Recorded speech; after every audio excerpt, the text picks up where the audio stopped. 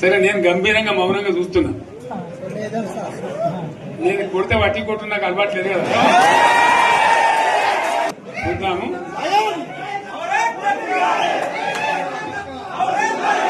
నా రోజులు కానీ అన్నట్టుగా నేను చూస్తా ఉన్నా. కానీ మనోళ్ళందరూ కూడా ప్రతిపాదిస్తున్న ఏంటంటే, ఒక సంవత్సరం జరిగిపోయింది, సంగమేశ్వర ఆన్నే పన్నది, బసవేశ్వర ఆన్నే పన్నది, పాలమూరు ఉత్పత్తుల పథకం ఆన్నే పన్నది, కాళేశ్వరం అట్లనే పెడుతున్నారు.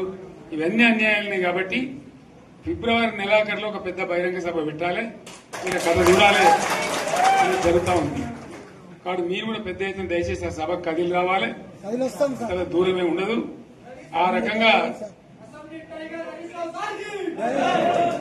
తెలంగాణ శక్తి ఏందో మరొకసారి చూపించి వీళ్ళ మెడలు వంచి ఇప్పుడు సాధించాలి. భవిష్యత్ కోసం కూడా కొట్టాడకు మనం సిద్ధంగా ఉండాలని తెలియజేసుకుంటూ, పరమేశ్వర్ గారికి అంతటి లోకమంతరం ఇది. కోటి రూపాయల భూమి ఇప్పుడు 50 లక్షల కట్టుకోలేదు.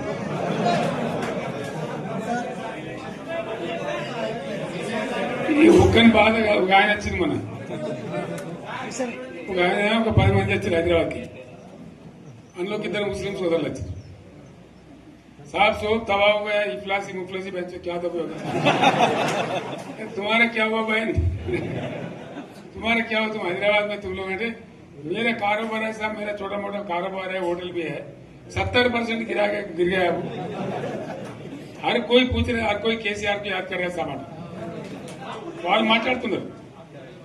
ఎక్కడ ప్రతి ఒక్కరు భూముల ధరలు పోయినాయి, మందు పోయినాయి, మసాలా అన్ని పోయినాయి. ఇంత మంచిగా 4 ఎకరాల రైతు నేను 4 కోట్ల ఆసాగా అనుకుంటుండే. అంత ధీమా ఉంది. ఎంత బాగుంటే హైదరాబాద్ నుంచి అడిగితే కూడా వచ్చి మనం ఇయ్యకపోదాం భూములు, డిమాండ్ పెరగానని. అంత బ్రహ్మాండంగా మారుమూల ప్రాంతంలో కూడా 40 లక్షలు 50 లక్షలు ఎకరానికి ఉండే. అటువంటిది సగానికి సగం పడిపోయి మొత్తం నాశనం చేశారు. వీళ్ళు ఇట్లే వదిలిపెడితే ఇంకింత నాశనం అవుతుంది. కాబట్టి మనం కొట్లాడాల్సిందే. నేను ఇంకొక మాట మీకు చెప్తా. ఎలక్షన్లలో నేను మస్తుగా చూసిన 50 ఏళ్లలో పార్టీలు గెలితే ఓడతాయి. ఇంత మాయలు ఏడాది లోపలనే కాంగ్రెస్ పార్టీ దొరికితే కొడతాం రాని అంత గొప్పగా.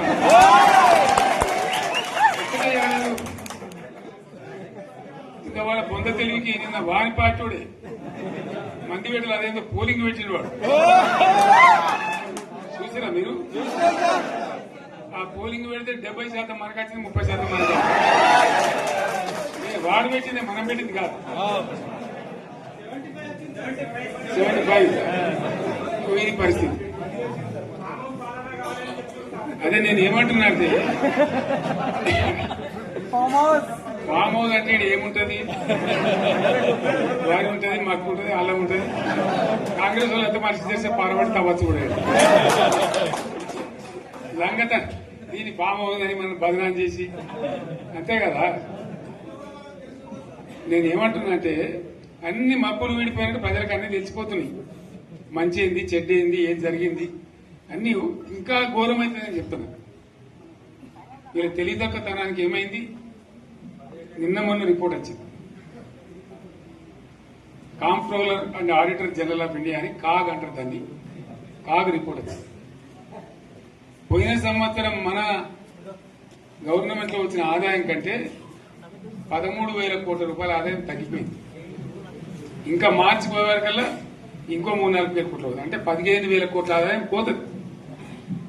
మన గవర్నమెంట్ ఉన్నప్పుడు ప్రతి ఏడాది 15,000 కోట్లు పెంచుకుంటూ పోయినండి, చెప్పేసుకుంటూ పోయింది. ఏడాది 10 నుంచి 15,000 కోట్ల ఆదాయం పెరిగేది మన టైంలో. అంత జాగ్రత్తగా మనం వ్యవహారం చేస్తాం. ఇలా ఉల్టా 15,000 కోట్లు పడిపోయింది. ఇంకా వాడేమిస్తాడుగా, ఇంకా ఇస్తారా? ఇంకో 4-5 నెలలైతే జీతాలే కష్టమైంది ఉంటుంది. అందరికి పెండింగ్ పెట్టి రిటైర్ అయిన దొరుకుతలు పైసలు మీరు చూస్తారు కదా పేపర్లలో. సో ఆ విధంగా రాష్ట్ర ఆర్థిక పరిస్థితిని కూడా దివాలా తీయించారు. వాళ్ళతోనేం కాదు, 100కు 100% ఇప్పటికే ప్రజల నిర్ణయానికి వచ్చిండ్రు. డెఫినెట్ గా రాబోయే గవర్నమెంట్ మనదే అని అనుమానం కూడా అవసరం లేదు. ప్రాజెక్టు చెరువు కింద నీళ్లు తీసుకుంటే బంద్ చేసినాం, నీటి తీరువ రద్దు చేసినాం. అట్లా ఎన్నో సదుపాయాలు చేసుకున్నాం రైతులు. బాగా జరుగుతుండే. అప్పుడప్పుడు ఏమవుతుంది, కొన్ని దుష్ట దినాలు వస్తాయి, చెడు గడియలు వస్తాయి. మనోళ్ళు కూడా అలవోకగా ఓట్లేసారు. మీరు గొప్పలో మీరు మాణిగ్రామం గెలిపించారు.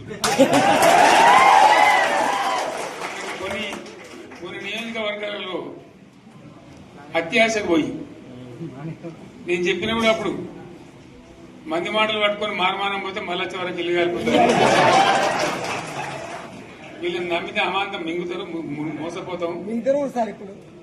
రైతు బంధుకు రామరామ అంటారు, దళిత బంధుకు జై భీమ్ అంటారు. వీళ్ళు ముంచుతారా నాయన అని చెప్పినండి. ఆయన వాడు తులం బంగారం ఇస్తా, నీకు ఏంటి, నీకు బంగారం వడ్డానం పెడతాను కానీ ఆయన నమ్మి ఏమో మీ సంగతి ఎంతో చూద్దామని ఆయన వేశారు. వేసింది ఇరుకపోయారు, బాయిలో పడ్డారు, అయిపోయా ఉన్నాయి అన్ని వీకే. మళ్ళీ మొదటికి వచ్చానా కైలాసం ఆడలో పెద్ద పంపించినట్టు అయింది మళ్ళీ. అంతే కదా, ఆలోచన లేకుండా ఎటు పడితే అటు ఎవడో ఏదో చెప్తే నమ్మి ఓట్లేస్తే ఏమైంది అనేది ఒక మంచి గుణపాఠం ఇది తెలంగాణ. గ్యారంటీగా మంచిగా సంసారం జరుగుతుంది. జర తువ్వకచ్చినాం, రైతులు ఇంత ముఖం తెలివైతుండ్రి, ఇంత బాకీలు కట్టుకుంటుండ్రి.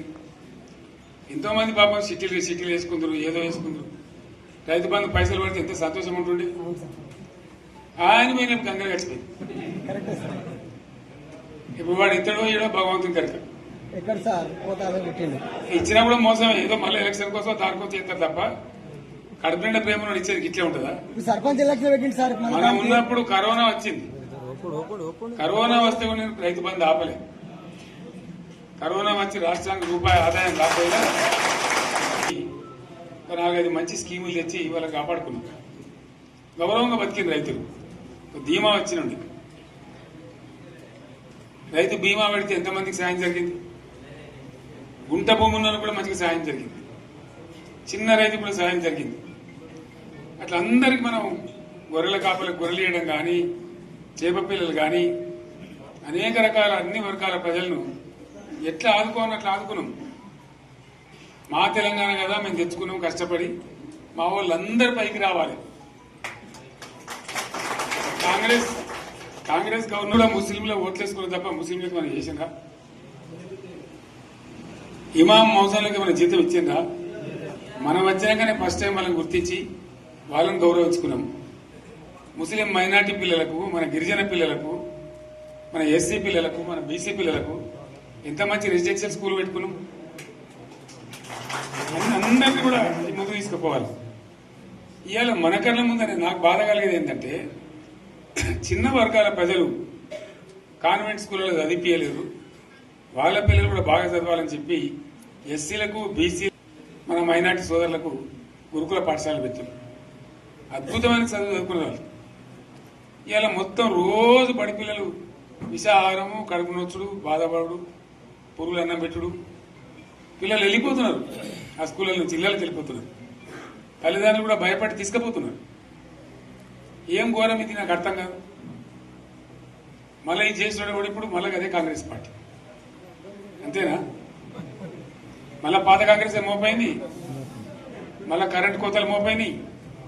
వెనకాలం ఇంకేం గతి అవుతుందో మార్చి చెప్పి ఏమవుతుందో. ఇంకా కరెంటు కోతలు మోపైనాయి, మంచినీళ్ళు సరికొత్తలు, అడిగే నాతులు లేడు. ఎవడన్నా గట్టిగా నిలదీసినట్టు వారికి పోలీసు నిలబట్టేయడం. ఇదేనా రాజ్యం? ఇట్లా ఉండదా రాజ్యం? ఎందుకు వచ్చింది ఈ పరిస్థితి చెప్తా. నాకు తెలిసి నాకేం గుర్తులేదు. నేనేమంటున్నా అంటే, ఇట్లా అనేక పనులు చేసుకున్నాం మనం. గోదావరి నుంచి నీళ్లు తెచ్చుకున్నాం. నీళ్లు తెచ్చుకొని మంచినీళ్ళ తర్వాత సాగునీళ్ళు ఎంపడబడ్డాయి. మెదక్లో యువతల ప్రాంతం అంతా కొంత అందినాయి నీళ్లు, పాత మెదక్ జిల్లాలో. మీదికి మిగిలిపోయినాయి మన 2 తాలూకాలు, నారాయణఖేడ్, జైరాబాద్. వాళ్ళకి నీళ్లు రావాలి. ఎట్లా రావాలి గోదావరి నీళ్లు? సింగూరు ఒక టైంలో నిండుతుంది, ఒక టైంలో నిండదు. మరి నిండినప్పుడు ఎట్లా గోదావరి నీళ్ళే దిక్కు. సింగూరు నుంచి లిఫ్ట్ చేసి సంగమేశ్వర, బసవేశ్వర 2 లిఫ్ట్లు పెట్టుకున్నాం. 2 తాలూకాలకు రెండింటికి కూడా లక్ష ఎకరాల పైచీలకు వచ్చేట్టు ఎకరాల నీళ్ళ స్టేట్ పెట్టుకున్నాడు. మళ్ళీ మన నుంచే కావాలి, మళ్ళీ ఇది లైన్లోకి రావాలి. అందరు మంచిగా ఉండాలి. ఎందుకంటే మనకు మన పార్టీకి కులం లేదు, మతం లేదు, జాతి లేదు. తెలంగాణలో ఉన్న ప్రతి బిడ్డ మనోడే. వాళ్ళు ఏ మతం ఉన్నారు, ఏ కులం ఉన్నారు మనకు అవసరం లేదు. ఈ తెలంగాణ బార్డర్ గీత లోపలిన బిడ్డలు అందరు మనోళ్ళే, అందరు బాగుపడాల్సిందే. ప్రతి ఒక్కరికి న్యాయం జరగాల్సిందే. ఆ న్యాయం జరిగి ఆ ఫలితాలు తెలంగాణకు వచ్చేదాకా ఇంకెవ్వడు కొట్లాడాడు, ఎవరితో కాదు. అది అబద్దాల పంచాంగం. మళ్ళా మనమే కొట్లాడాలి. అంతేనా? పక్క మాటేనా ఇది? కొట్లాడదాం కదా. ప్రాణం పోయినా సరే తెలంగాణకు రక్షకులు మనమే. తెగించి కొట్లాడాల్సిందే.